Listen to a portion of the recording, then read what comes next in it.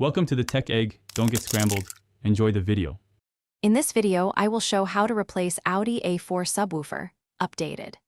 Begin by disconnecting the negative battery terminal, remove the rear seat cushion and trunk trim panels, and use a trim tool and 10mm socket to access the subwoofer housing.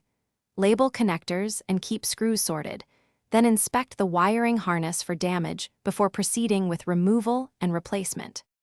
With panels removed, unplug the subwoofer connector and remove mounting bolts evenly to avoid binding.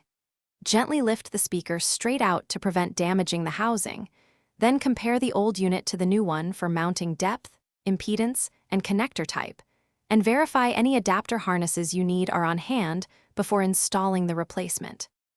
Place the new subwoofer into the housing, align it, and tighten bolts in a star pattern to the correct snug torque.